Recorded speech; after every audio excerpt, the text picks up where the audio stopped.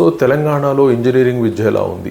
So ఓవరాల్గా engineering విద్య ఎలా ఉంది అంటే మేనేజ్మెంట్లకు ఫేవరబుల్గానే ఉంది.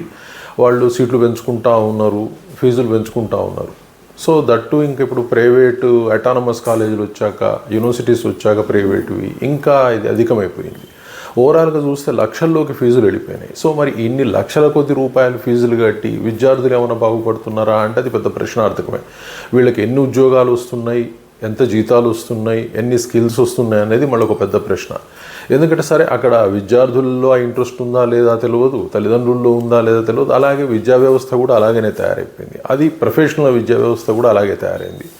అయితే ఇక్కడ ఏం జరుగుతుందంటే ప్రతి 3 సంవత్సరాలకు వీళ్ళు ఫీజులు పెంచమంటూ ఉంటారు, ఫీజులు పెంచుతూ ఉంటారు. సో ఫీజులకు అనుగుణంగా మరి క్వాలిటీ పెరిగిందా అనేది పెద్ద ప్రశ్న. ఇప్పుడు ప్రభుత్వం కూడా ఈసారి అడిగినప్పుడు వీళ్ళ గురించి ఒక ఎక్స్పర్ట్ కమిటీ వేయటం జరిగింది. వాళ్ళు ఎంక్వైరీ చేయటం, వాళ్ళ క్వాలిటీలు ఇవన్నీ కూడా ఒక రిపోర్ట్ తయారు చేసుకున్నారు. అయితే అది ప్రభుత్వాన్ని సమర్పించిండ్రు.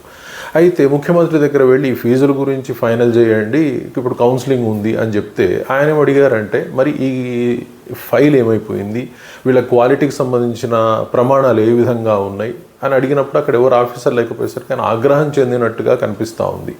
సో ఈ విషయం తర్వాత చూద్దాం, అన్ని రిపోర్ట్స్ రెడీ చేయండి అన్నట్టుగా. అలాగే క్వాలిటీలు ఇంతకుముందు కూడా ప్రభుత్వంలో ఏ విధంగా క్వాలిటీ పెరిగింది, వాళ్ళు టెక్నికల్ కమిటీలు, ఎక్స్పర్ట్ కమిటీలు ఇచ్చిన ఆధారంగా ఏవైతే కంప్లైంట్స్ ఉన్నాయో వాటి మీద చర్యలు తీసుకున్నారా, అది రిపోర్ట్స్ కూడా ఇవ్వండి, 2016 తర్వాత జరిగిన ఇన్స్పెక్షన్ రిపోర్ట్స్ ఇవ్వండి అని అడిగినట్టుగా బయటకు వస్తూ ఉంది. ఓవరాల్గా చూసినప్పుడు ఈ విధంగా ఫీజులు ఒకవేళ వాళ్ళు అడిగినట్టు పెంచుతూ పోతే ఒక విద్యార్థి అసలుకి కన్వీనర్ కోటాలో కూడా చేయలేని పరిస్థితి, చేరలేని పరిస్థితి వస్తుంది.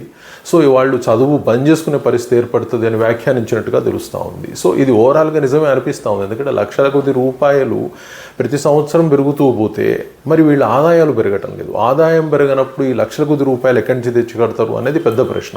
దానికి తగ్గట్టుగానే మళ్ళీ పోనీ క్వాలిటీ పెరగాలి, ఉద్యోగాలు రావాలి, ఉద్యోగాల్లో జీతాలు ఆ విధంగానే ఉండాలి. ఉన్నప్పుడు ఇది సార్థకం అవుతుంది. అంతేగాని ఏదో ప్రపంచం అంతా ఒక దారిలో పోతుంది కదా, మనం అదే దారిలో పోదాము అంటే ఆ బాయిలో పడ్డట్టే ఉంటుంది. అంటే ఒక గొర్రె పోతుందని మరొక గొర్రె పోవటం తప్ప మరో విధంగా లేదు.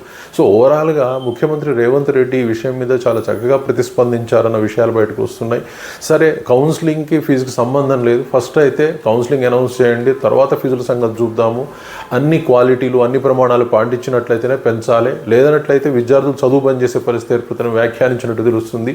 ముఖ్యమంత్రి ఈ విధంగా ఆలోచిస్తే మాత్రం ప్రజలకు కొంత మంచి జరిగే అవకాశం ఉంది. మరి ఏం జరుగుతుందో చూద్దాం తెలంగాణలో. Thank you very much.